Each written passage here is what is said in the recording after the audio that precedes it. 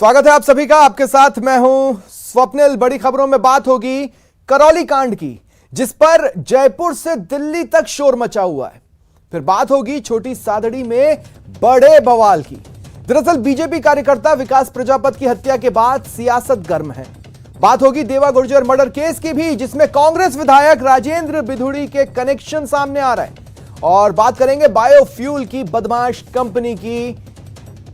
तो इन तमाम खबरों को देखने के लिए बने रहिए न्यूज 18 राजस्थान पर, देखते रहिए मारो राजस्थान का ये बुलेटिन। और सबसे पहले बात करते हैं करौली की, जिसको राहत का इंतजार है। इस मामले में अपडेट्स क्या हैं वो जान लीजिए।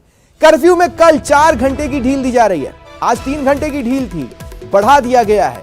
संकेत अच्छे हैं, यानी सांप्रदायिक सौहार्द दोबारा कायम हो रहा है।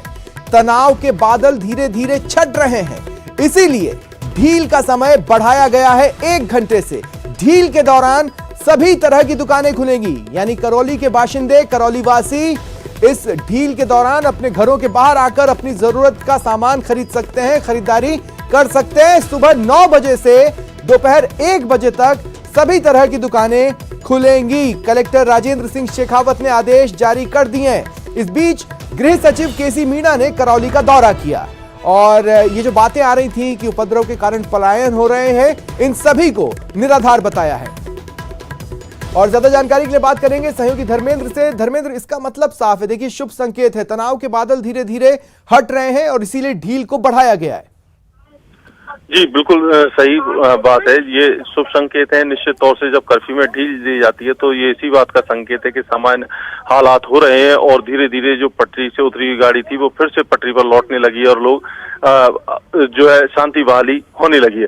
आज जो जिस तरीके से 3 घंटे की ढील दी गई थी, जब किसी प्रकार की अप्रिय घटना नहीं आई तो प्रशासन का सीधा निर्णय था कि कल कर्फ्यू की जो समय सीमा है वो और घटाई जाए और ढील का समय बढ़ाते हुए 9 बजे से दोपहर 1 बजे तक कर्फ्यू में ढील दी गई है। सबसे बड़ी बात इसमें यह है कि अभी तक जो कर्फ्यू में ढील दी गई थी उसमें केवल आवश्यक खाद्य पदार्थों की वस्तुएं खोलने के ही जो दुकानें हैं उन्हें खोलने के निर्देश थे। लेकिन अभी 2 दिन जब कर्फ्यू में ढील के दौरान किसी प्रकार की घटना नहीं हुई तो आगे इस निर्णय को बदलते हुए अब सभी तरह की दुकानें यानी कि पूरा बाजार खोलने का निर्णय लिया गया है। 4 घंटे तक पूरा बाजार खुलेगा, जिसमें सभी तरह की दुकानें खुल सकेंगी, लोग आवाजाही कर सकेंगे, वो अपनी रोजमर्रा की जो चीजें खरीद फरोख्त कर सकेंगे, साथ ही और अन्य जो अटके हुए काम है उनको भी निपटा सकेंगे। जी धर्मेंद्र, ये पलायन वाली बातों का सच क्या है? जी देखिए, जिस तरह से ये जो खबरें बताई थी, इस तरह की घटनाओं पर यहाँ अभी तक कोई भी इस तरह के तथ्य सामने नहीं आए हैं। पुलिस प्रशासन भी लगातार इन चीजों को देख रहा है, साथ ही हमने भी जाकर टटोला है। तो इस तरह की जो खबरें हैं ये निराधार सामने लगे आई हैं और अभी तक इस तरह की कोई भी घटना करौली में यहाँ नजर नहीं आई है। जी ठीक है धर्मेंद्र, जिसको लेकर ये बताइए, जैसे लोगों के बीच में तनाव कम हो रहा है इसलिए ढील की सीमा को बढ़ाया गया है 1 घंटे से, लेकिन उतनी ही जिम्मेदारी कानून व्यवस्था पर और बनाती है, क्योंकि अब ज्यादा देर तक निगहबानी भी करनी होगी और यह भी देखना होगा कि कहीं कोई चिंगारी न बची हो जो दोबारा शोले का रूप ले ले।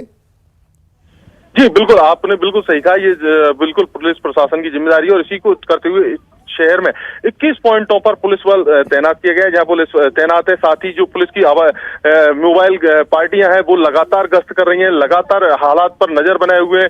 बार बार कलेक्टर, एसपी, जो आईजी, डीआईजी, जितने स्तर के पुलिस और प्रशासन के अधिकारी हैं वो लगातार समीक्षा कर रहे हैं, बार बार लोगों से मिल रहे हैं, शहर का दौरा कर रहे हैं और लगातार नजर बनाए हुए हैं। जी तो फिर अगर मैं ये कहूं कि करौली के लिए आज कैसा रहा तो आप कैसे बताएंगे?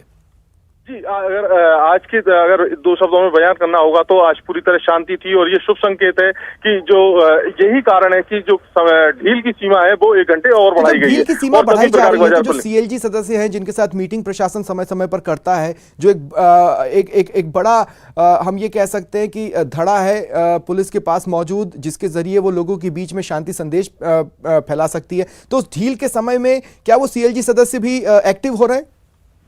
जी देखिए, लगातार जब पहले 2-3 दिन तक घटना के बाद लगातार सीएलजी सदस्यों के साथ बैठक हुई थी। लगातार बैठक के बाद शहर में मोहल्ला और वार्ड वाइज कमेटी बनाने का भी निर्णय लिया गया था और उन्हीं के आधार पे जो लोगों सुझाव आए थे, उन सुझावों के आधार पर पुलिस ने अमल किया और उसके बाद ये कर्फ्यू में ढील देने का दौर शुरू हुआ है।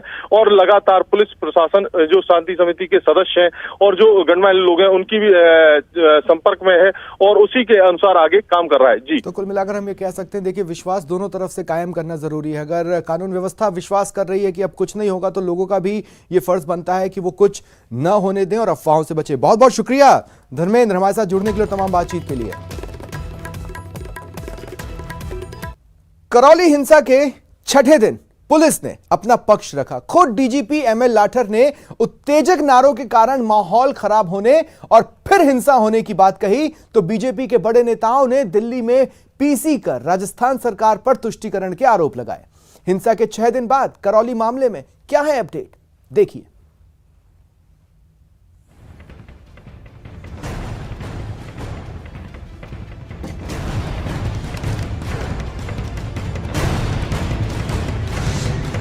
अभी इस पूरे प्रकरण की जांच होम सेक्रेटरी द्वारा की जा रही है।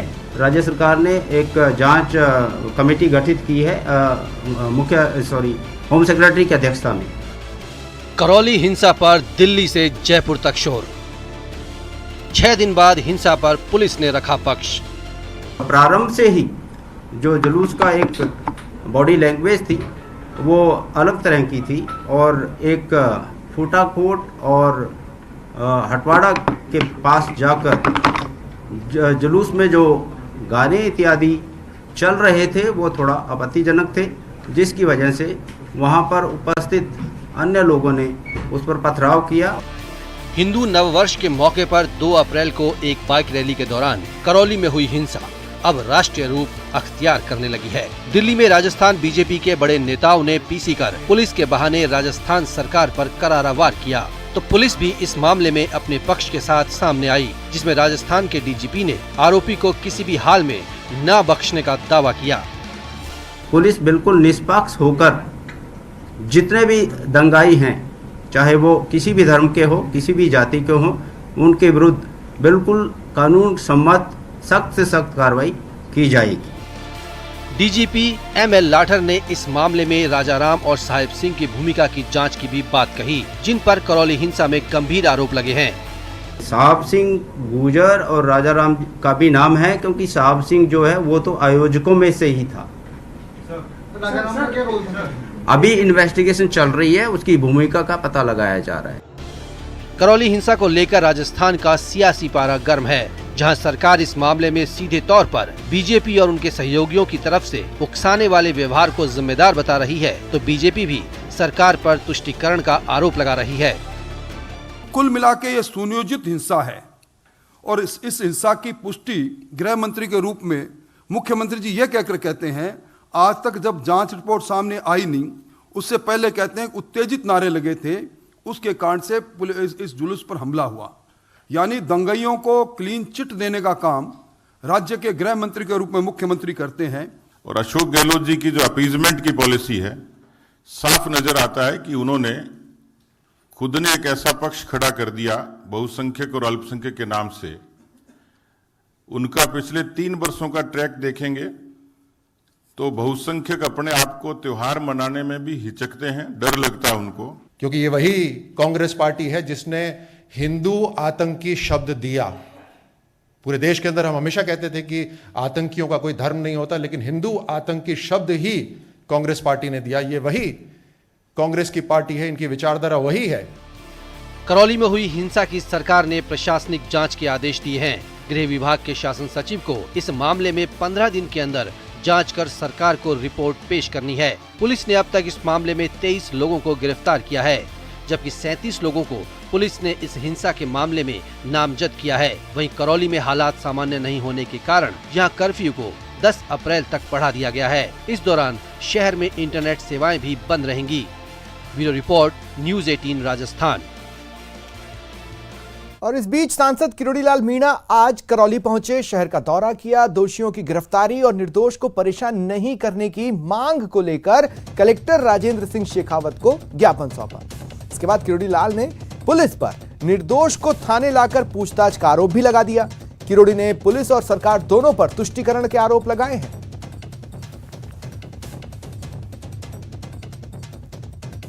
स्थानों पर पत्थर इकट्ठे करके चढ़कर जिन्होंने पथराव किया है उनको गिरफ्तार किया जाए। और इसमें महत्वपूर्ण गिरफ्तारी है मतलूब पार्षद और दूसरा जो पार्षद है अमीनुद्दीन, जो बहुत बड़ा सटोरिया है। कलेक्टर साहब को कहा ऐसे लोगों को अपने पास मत बैठाओ, अपराधी पास में बैठ रहे क्या मैसेज जाए। तो आपके सामने कलेक्टर साहब ने स्वीकार किया है कि ऐसे लोग नहीं बैठते। फिर हमने कहा आपने अवैध रूप से बहुत लोगों को बैठा रखा है, तो कलेक्टर साहब कहते हैं 105 लोग बैठा रखा है। और ब्रेकिंग न्यूज सुनिए, इस वक्त की बड़ी खबर आपको बता रहे हैं। सीकर, धौलपुर और हनुमानगढ़ में भी धारा 144 लगा दी गई है। आदेश जारी हो चुके हैं। इसका मतलब साफ है कि अगर परमिशन नहीं ली है तो रैली, जुलूस और प्रदर्शन नहीं हो सकते, यानी बिना अनुमति रैली, जुलूस और प्रदर्शन पर रोक लग गई है। जुलूस, प्रदर्शन, रैली से पहले परमिशन प्रशासन से लेनी होगी। ये बड़ी खबर आपको बता रहे हैं। 3 और जिले जहां पर धारा 144 लगा दी गई है। सीकर, धौलपुर, हनुमानगढ़ में धारा 144 लागू हो चुकी है। इस संबंध में आदेश जारी हो चुके हैं। स्पष्ट तौर पर कहा गया है कि बिना अनुमति रैली, जुलूस और प्रदर्शन पर अब रोक है। अगर ये निकालनी है, यानी रैली निकालनी है, जुलूस निकालना है, प्रदर्शन करना है, तो पहले इन्फॉर्म करो, परमिशन लो। परमिशन मिली उसके बाद ये भी उनको बताना होगा कि किस तरह से उनका ये पूरा रैली का या जुलूस का कार्यक्रम रहने वाला है। उसमें से जो भी बातें प्रशासन जिनसे सहमत नहीं होगा उसकी परमिशन नहीं मिलेगी। बहरहाल पूर्ण रूप से फिलहाल रोक लग गई है। अगर निकालना है तो परमिशन का एक एंगल है जिसको प्रदर्शनकारी या रैली निकालने वाले खंगाल सकते हैं।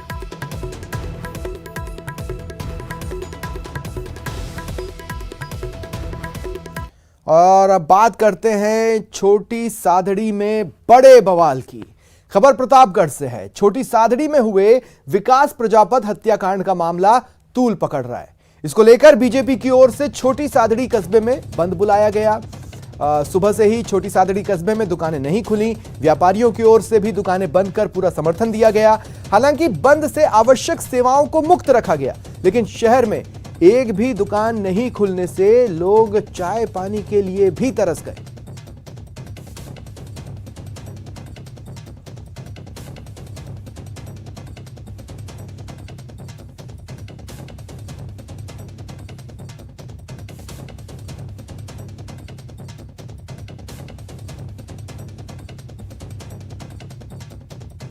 देखिए, तस्वीरें अपने आप में एक कहानी बयां कर रही हैं कि बंद का मिला जुला असर नहीं रहा है। बंद पूरी तरह से सफल रहा है और इसके रूट में है विकास प्रजापत हत्या मामला। बंद बुलाया गया, व्यापारियों ने भी इस बंद को समर्थन दिया। हालांकि जरूरी सेवाओं को बंद से अलग रखा गया था, लेकिन कई जरूरी सेवाओं की दुकानें भी इस बंद के दौरान नहीं खुली, जिसका मतलब यह था कि उनका भी समर्थन इस बंद को मिला है।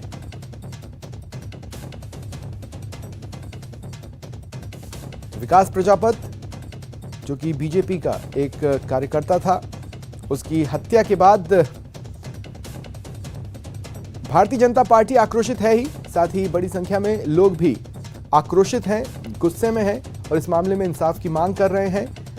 साथ ही जो प्रजापत समाज है वो आंदोलनरत है, वो इंसाफ की मांग कर रहे हैं। ये मामला सियासी गलियारों में भी तूल पकड़ रहा है।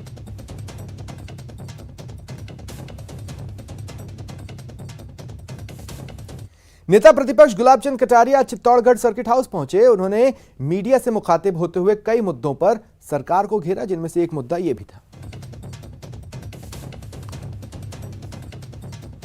कानून व्यवस्था को लेकर लगातार भाजपा कांग्रेस पर हमलावर है। सरकार को लगातार निशाने पर रखा है, कई बड़े आंदोलन किए गए हैं, लेकिन एक बार फिर चित्तौड़गढ़ जिले की राजनीति में भूचाल आया हुआ है। एक और एक युवक की हत्या के बाद जहां शव नहीं उठाया जा रहा है, वहीं दूसरी ओर एक आपराधिक प्रवृत्ति के डॉन देवा गुर्जर की मौत के मामले में, हत्या किए जाने के मामले में कांग्रेस का कनेक्शन जुड़ने के बाद तमाम तरह के सवाल उठ रहे हैं। और इन पर बात करने के लिए हमारे साथ मौजूद है नेता प्रतिपक्ष राजस्थान विधानसभा गुलाबचंद कटारिया। उनसे जानने की कोशिश करेंगे किस तरह की स्थितियां राजस्थान में।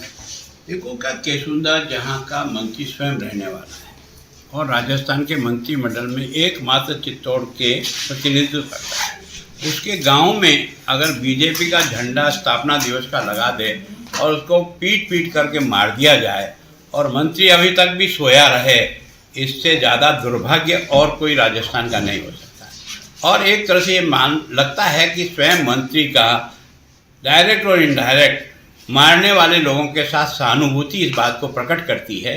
बाकी अगर गांव में किसी का भी बच्चा मर जाए और मैं उस गांव का निवासी हूं, मैं तुरंत दौड़ करके वहां जाऊंगा। क्या मैं उसकी मदद करता हूं? सहानुभूति तो दे सकता हूं, वो भी उसने नहीं किया। और एक के बाद एक घटना यहाँ घटित हो रही है, तो वास्तव में ऐसा लगता है कि सरकार नाम की कोई चीज़ है नहीं। अपराधी जिस प्रकार से खुलेआम अपराध कर रहे हैं, उनको कोई भय नाम की चीज़ नहीं है। ये बिना राज के आश्रय के कभी संभव होता नहीं है। इसका मतलब सीधा का सीधा राज्य का भी इसमें संरक्षण है।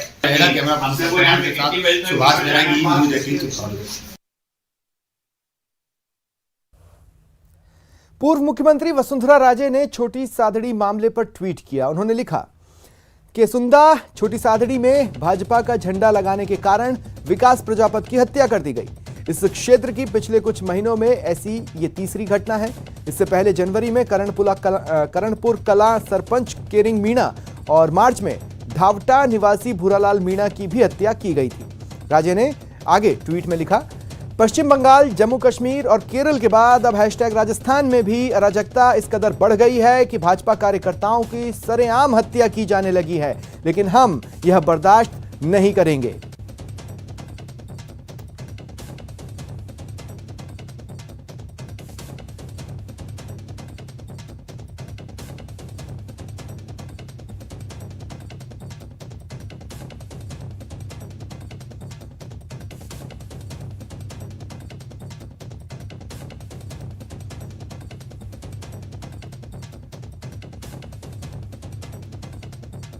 और यहां रुकते हैं एक छोटे से ब्रेक के लिए।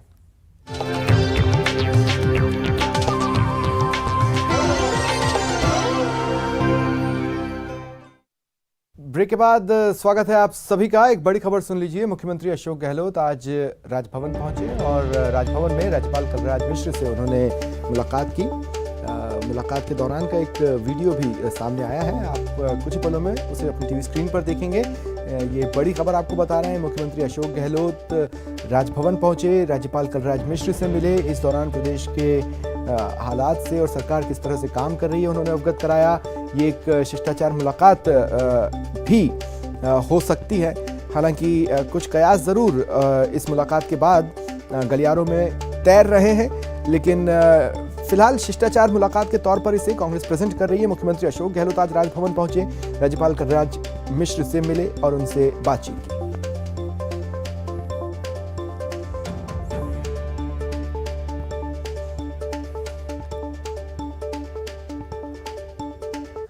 कांग्रेस महंगाई मुक्त भारत का अभियान चला रही है। इसी कड़ी में आज कांग्रेस के राष्ट्रीय महासचिव अविनाश पांडे ने तंज कसते हुए कहा कि पीएम नरेंद्र मोदी के नेतृत्व वाली केंद्र सरकार ने 5 राज्यों के विधानसभा चुनाव के नतीजों के बाद लोगों को महंगाई का तोहफा दिया। उन्होंने जयपुर में कहा कि देश का जो आम नागरिक है वो कमर तोड़ महंगाई की मार से त्रस्त है। महंगाई की इस मार से, इस कमर तोड़ महंगाई की मार से त्रस्त है। लोगों का अपना दैनंदिन जीवन चलाना दुभर हो रहा है और पिछले दिनों जब से 5 राज्यों के चुनाव आए हैं, ऐसा लगता है कि माननीय मोदी जी, माननीय केंद्र सरकार को एक लाइसेंस मिल गया है कि इस देश के लोगों पर कर का बोझ बढ़ाते हुए और महंगाई जो कि चरम पर सू रही है, उसको एक उपहार के रूप में इस देश को उन्हें भेंट किया है।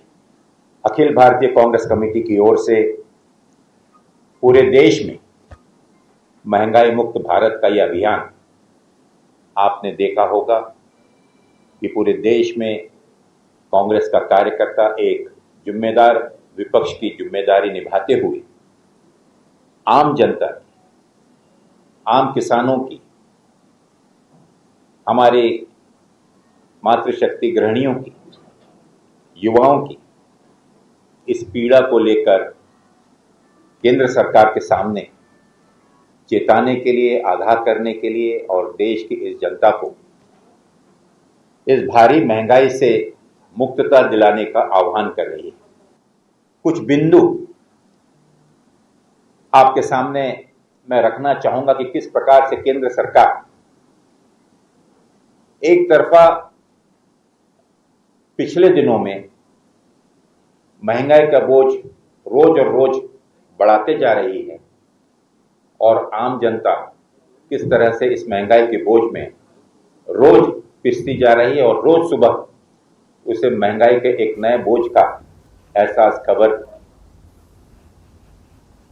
पत्रिकाओं के माध्यम से, टीवी के माध्यम से मात्र सिर्फ सुनने मिल रहा है। महंगाई को लेकर गुरुवार को जयपुर में हुए कांग्रेस के प्रदर्शन में कई मंत्री शांत थे। वे महंगाई पर कुछ नहीं बोल रहे थे। मंत्रियों ने चुप्पी साध रखी थी। डोटासरा के कहने पर भी कोई कुछ नहीं बोला। इस पर डोटासरा ने नाराजगी जताई थी, लेकिन अब लगता है कि मंत्रियों को समझा दिया गया है। मंत्रियों के नहीं बोलने के मामले में अब पीसीसी चीफ गोविंद सिंह डोटासरा ने कहा कि जनता के मुद्दे पर सभी को मुखर होकर बात रखनी चाहिए। मंत्री सरकार का चेहरा होता है, उसकी बात में वजन होता है, वो बोलता है तो जनता में मैसेज जाता है।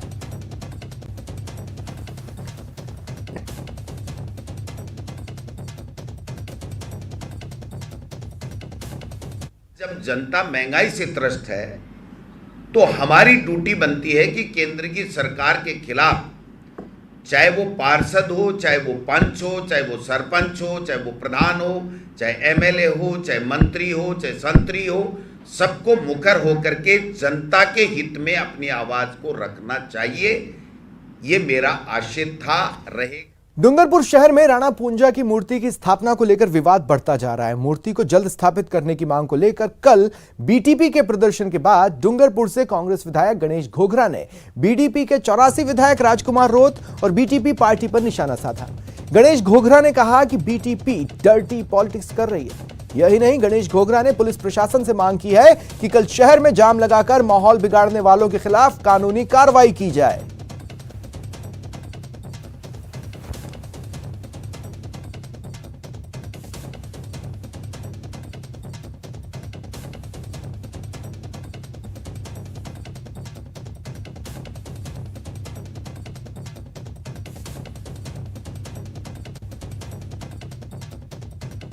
राणा पूंजा भील कोई बीटीपी के नहीं थे, वो पूरे समाज के थे, 36 कौम के थे। सभी समाज राणा पूंजा को मानता है, राजस्थान के गौरव थे।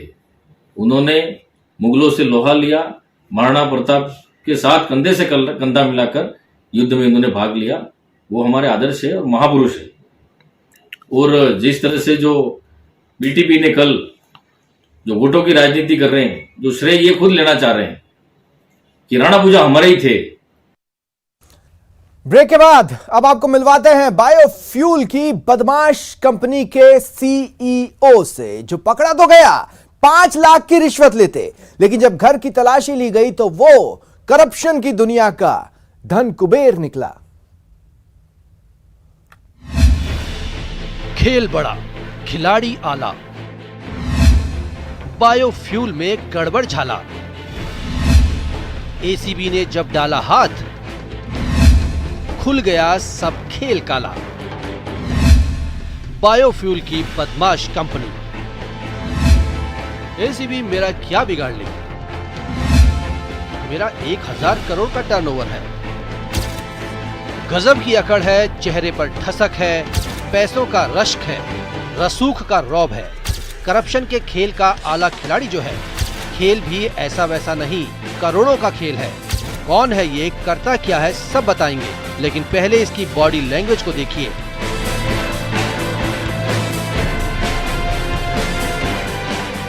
और इसके कॉन्फिडेंस को समझिए। ये सारी अकड़ पैसों की है, ये सारी ठसक दौलत की है, रसूख की है।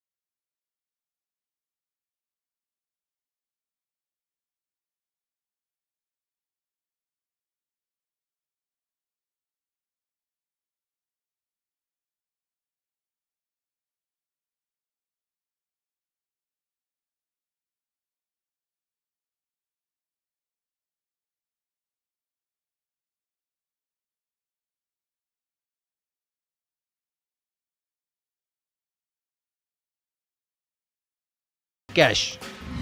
महंगी विदेशी शराब की 100 बोतलें, लग्जरी गाड़ियां।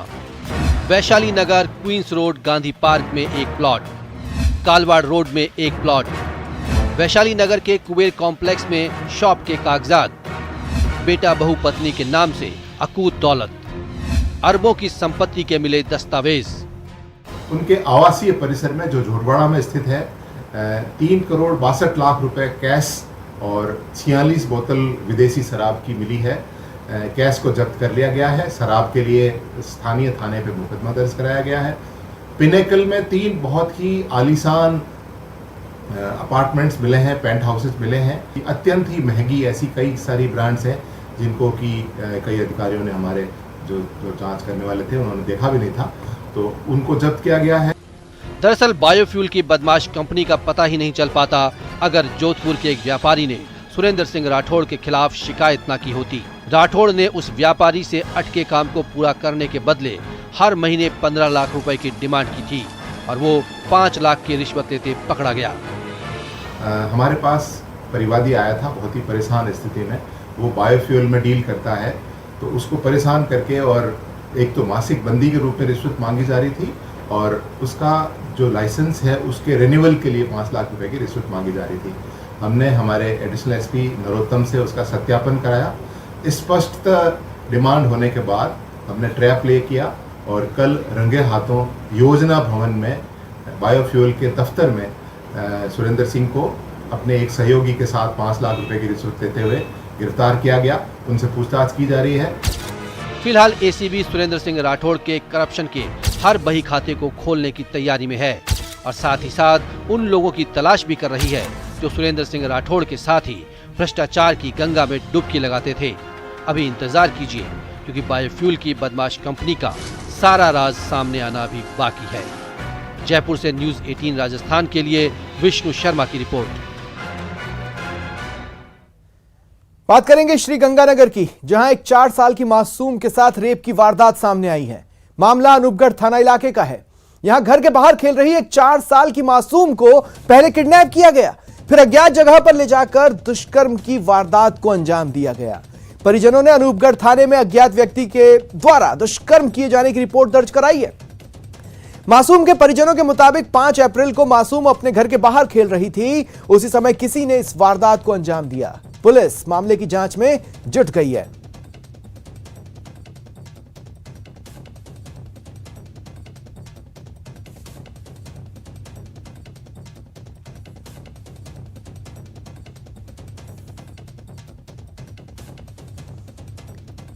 मरुधरा की एक बेटी फिर मनचलों की भेंट चढ़ गई। मामला भरतपुर जिले के हलैना थाना क्षेत्र का है। डीपीएम कॉलेज की एक छात्रा की मौत मामले में छेड़छाड़ और नाजायज संबंध बनाने के दबाव का आरोप सामने आ रहा है। मृतक छात्रा के पिता ने हलैना थाने में 7 लोगों के खिलाफ नामजद मामला दर्ज कराया है, जिसमें कॉलेज के ही 5 छात्रों और एक महिला टीचर समेत 2 शिक्षकों पर प्रताड़ना का आरोप लगा है।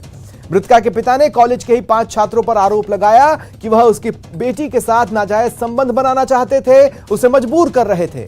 पिता की शिकायत के मुताबिक कॉलेज जाने के दौरान 5 छात्रों द्वारा उसे जबरदस्ती जहरीला पदार्थ पिलाया गया, जिसकी घर आकर तबीयत खराब हुई। मृतक छात्रा के पिता ने पुलिस को बताया छात्रों द्वारा परेशान करने के मामले में मृतक छात्रा ने कॉलेज में भी शिकायत दी थी।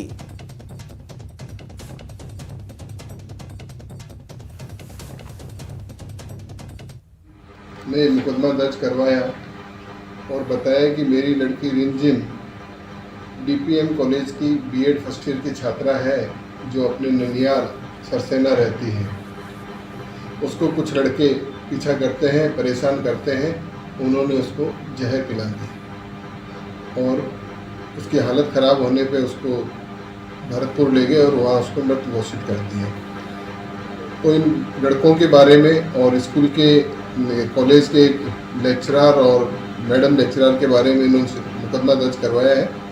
अनुसंधान किया जा रहा है। अभी मेरी बहन के साथ एक घटना हुई है, तो हम पुलिस प्रशासन से यही मांग करते हैं कि इन 7 आरोपियों के नाम मुकदमा दर्ज कराया है, मुकदमा दर्ज कराया है और 7 आरोपियों की गिरफ्तारी हो, न्याय मिले। आगे से ऐसी घटना किसी बहन के साथ ना हो, हम तो यही प्रशासन से। पंजाब और जम्मू कश्मीर को दिल्ली मुंबई एक्सप्रेसवे से जोड़ने के लिए अलवर में पनियाला मोड़ से बड़ौदा मेव तक नए हाईवे का निर्माण जल्द शुरू होगा। इस हाईवे के लिए जमीन अधिग्रहण की प्रक्रिया चल रही है। अलवर में जमीन अधिग्रहण प्रक्रिया का विरोध हो रहा है। किसानों का कहना है कि प्रशासन मनमानी कर रहा है। किसानों को अभी तक उनकी जमीन का कोई मुआवजा नहीं मिला है। शुक्रवार को एक बार फिर सैकड़ों की संख्या में किसान अलवर कलेक्ट्रेट पहुंचे और जमकर हंगामा किया और धरने पर बैठ गए। जो जमीन है किसानों की वो एक्सप्रेस वे में गई हुई है, उसका मुआवजा वो दे नहीं रहे। मुआवजा दे रहे हैं 2.5 गुना, जो हमने सुना है, जबकि और जगह इन्होंने मुआवजा दिया है 7-7 गुना 8-8 गुना। तो एक तो हमारी ये मांग है। नंबर दूसरी है कि अगर मुआवजा नहीं बढ़ाया तो हम रोड पे हम खड़े रहेंगे, हम रोड बनने नहीं देंगे। हमारे ये भी निर्णय है किसानों का, सारे किसान हैं। देश भर में अलवर सबसे गर्म है। अलवर में पारा 45.8 डिग्री सेल्सियस दर्ज किया गया है। श्रीगंगानगर में पारा 45.3 डिग्री सेल्सियस रहा।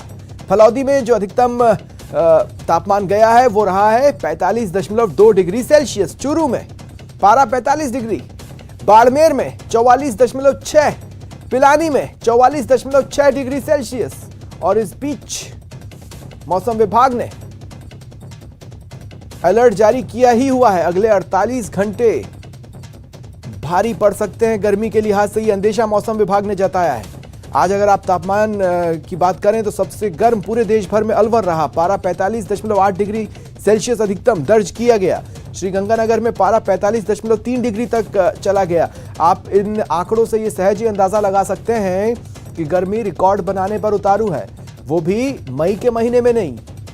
अप्रैल के शुरुआती दिन ही इतने भारी पड़ रहे हैं कि आगे की उम्मीद बेमानी हो सकती है। सहयोगी सौरभ गृहस्थी हमारे साथ इस वक्त फोन लाइन पर जुड़ रहे हैं। सौरभ, अगर मैं ये कहूं कि राजस्थान तप रहा है तो बिल्कुल गलत नहीं है। जी बिल्कुल, आपने सही कहा, क्योंकि पश्चिमी हवाओं ने राजस्थान के मौसम को झुलसाने के लिए मजबूर कर दिया है। और यही कारण है कि कुछ देर पहले जब हम बात कर रहे थे तो तापमान में बढ़ोतरी की बात हो रही थी, और जिस प्रकार से अलवर का तापमान आया सामने, उसने बता दिया है कि किस प्रकार से तापमान में बढ़ोतरी हुई। और जो लू चल रही है उसका असर जो है वो तापमान में भी देखने को मिला है। और 45.8 डिग्री सेल्सियस देश भर में सबसे ज्यादा तापमान जो है वो राजस्थान का अलवर रहा है। तो इसके अलावा जो श्रीगंगानगर है या फिर बाड़मेर है, चूरू है, इन इलाकों में भी पारा जो है वो 45 डिग्री के पार पहुंच चुका है। तो ये शुरुआत गर्मी की बहुत कह सकते हैं कि धमाकेदार के रूप से हुई है। और आने वाले दिनों में कई सारे रिकॉर्ड जो है वो इस बार टूटने की पूरी उम्मीद जो है वो इस वक्त के जो तापमान है उससे देखने को मिल रही है। और जिस प्रकार से मौसम विभाग का कहना है कि अगले 48 घंटे में तापमान में और बढ़ोतरी होगी, यानी 47 डिग्री तक जो अनुमान है या जो अंदेशा जता रहे हैं उसमें अधिकतम कितने तापमान तक की बढ़ोतरी हो सकती है? देखिए सामान्य जो तापमान है वो कम है, लेकिन सामान्य से भी 5 से 7 डिग्री सेल्सियस तक अधिकांश हिस्सों में तापमान बना हुआ है। और मौसम विभाग का कहना है कि जो पश्चिम से जो हवाएं आ रही हैं अभी अगर अगले 2-3 दिन इसी प्रकार से जारी रहती है तो पारा जो है वो 2 से 3 डिग्री सेल्सियस तक और बढ़ सकता है। यानी अभी 46 डिग्री तक तापमान हो चुका है, तो 48 डिग्री तक तापमान जो है वो पहुंच सकता है। और ये सिर्फ अलवर में 46 डिग्री रिकॉर्ड किया गया है। अभी जैसलमेर, बाड़मेर, जोधपुर ये इलाके ऐसे हैं जहां पर अगले 2-3 दिनों में और तापमान बढ़ने के पूरे आसार जो है वो बने हुए हैं। कहने का मतलब यह है कि कोई आश्चर्य नहीं होगा अगर कहीं पर तापमान अर्धशतक लगा दे? जी बिल्कुल, देखिए हो भी सकता है, क्योंकि इस बार मौसम विभाग ने पहले ही साफ करा था कि अप्रैल मई के महीने में जो है वो गर्मी रिकॉर्ड जो है वो नए कायम करेगी। सामान्य से ज्यादा जो है वो तापमान इस बार रहने वाला है। और उसका शुरुआत जो है वो हो चुकी है। कुछ जिलों में रिकॉर्ड भी जो है वो टूटे हैं। अब अलवर में जिस प्रकार से आज 46 डिग्री के पास जो है वो पारा पहुंचा है, तो कुछ देर में स्पष्ट हो पाएगा कि क्या नए रिकॉर्ड जो है वो तोड़े हैं। और अगले, क्योंकि अप्रैल की शुरुआत है, अभी मई बाकी है और जून के भी 15 जून तक जो है वो गर्मी इसी प्रकार से पड़ती है। तो कई रिकॉर्ड जो है वो इस बार पूरी संभावना जैसी लग रही कि टूटेंगे। और ये तापमान बढ़ोतरी का जो दौर है वो अगले कुछ दिन और भी इसी प्रकार से जारी रहेगा। शुक्रिया सौरभ तमाम जानकारी के लिए। और देखिए सौरभ, मौसम विभाग के जिस अलर्ट की बात कर रहे थे सौरभ मौसम विभाग द्वारा जो अंदेशा जताया गया है उसकी बात कर रहे थे, वो मैं आपके साथ शेयर कर रहा हूं। अगले 48 घंटों में पारे में बढ़ोतरी के आसार मौसम विभाग ने जताए हैं। मौसम विभाग कह रहा है कि जोधपुर बीकानेर संभाग में पारा 44 से 45 डिग्री तक रहने की संभावना है। पश्चिमी राजस्थान में सीवियर हीट वेव की चेतावनी है। पूर्वी राजस्थान में पारा 42 से 44 डिग्री तक रहने के आसार है। 3 दिन बाद तापमान में गिरावट हो सकती है, यानी आंशिक राहत मिल सकती है। कोरोना से जंग के बीच सरकार ने बूस्टर डोज पर बड़ा फैसला लिया है। इस फैसले के मुताबिक अब 18+ वाले लोग टीके का बूस्टर डोज लगवा सकेंगे। ये बूस्टर डोज कोरोना टीके की तीसरी खुराक होगी जो देश के सभी निजी टीका केंद्रों पर उपलब्ध होगी।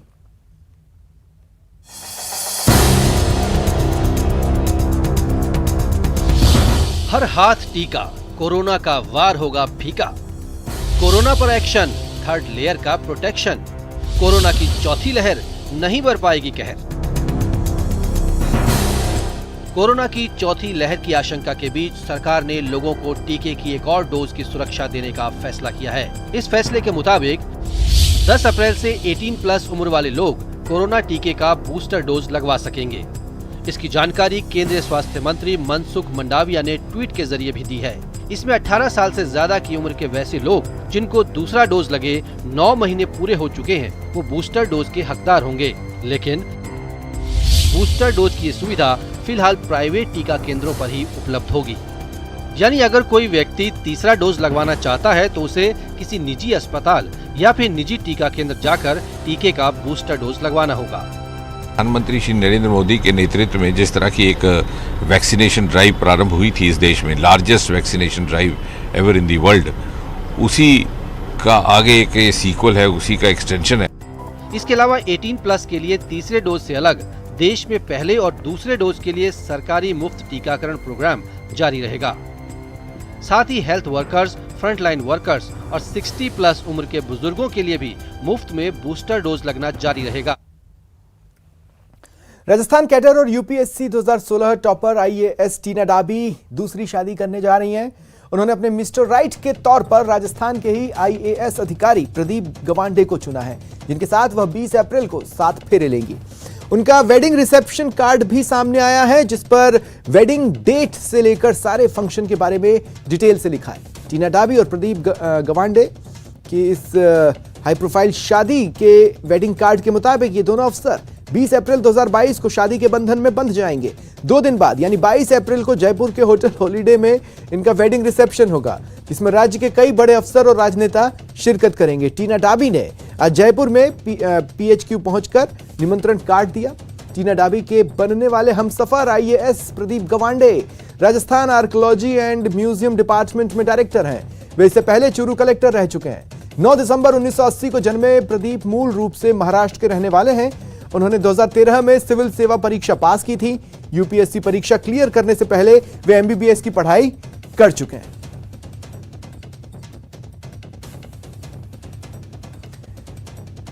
बड़ी खबर मिल रही है, बिजली उपभोक्ताओं के लिए बड़ी राहत। साल 2022 और 2023 में बिजली के दाम नहीं बढ़ेंगे। बिजली कंपनियों ने टैरिफ पिटीशन दाखिल की। विद्युत विनियामक आयोग में पिटीशन दाखिल की। 19-20 अप्रैल को विद्युत भवन में प्रेजेंटेशन होगा। यह बेहद बड़ी खबर है, बिजली उपभोक्ताओं के लिए बड़ी राहत की खबर है। ज्यादा जानकारी के लिए बात करेंगे सहयोगी लवली से। लवली, क्या जानकारी है? देखिए, सालाना जो है बिजली कंपनियों को अपनी जारी करनी पड़ती है कि किस तरह से बिजली के दाम बढ़ाएंगे, घटाएंगे, क्या उनका टैरिफ प्लान होगा। तो टैरिफ पिटीशन जो है वो दाखिल कर दी गई है जयपुर विद्युत वितरण निगम की ओर से, जोधपुर की ओर से, अजमेर डिस्कॉम की ओर से। तीनों बिजली कंपनियों ने विद्युत विनियामक आयोग को अपनी जो टैरिफ पिटीशन दाखिल की है उसमें इस बात का जिक्र किया है कि जो दाम होंगे, जो तय दाम है, उससे ऊपर उन दामों को नहीं बढ़ाया जाएगा। पूरे राजस्थान की जनता इस बात को लेकर के चिंतित थी, क्योंकि राजस्थान के अंदर एक ऐसा प्रदेश है जिसमें दिल्ली और प्रदेशों से सबसे महंगी बिजली का उपभोग राजस्थान के उपभोक्ता कर रहे हैं। साथ ही साथ में मरम्मत और तमाम कार्यों के लिए भी जो है अलग अलग 3300 करोड़ से लेकर। चलिए, शुक्रिया लवली तमाम जानकारी के लिए। और अब मुझे दें इजाजत। नमस्कार।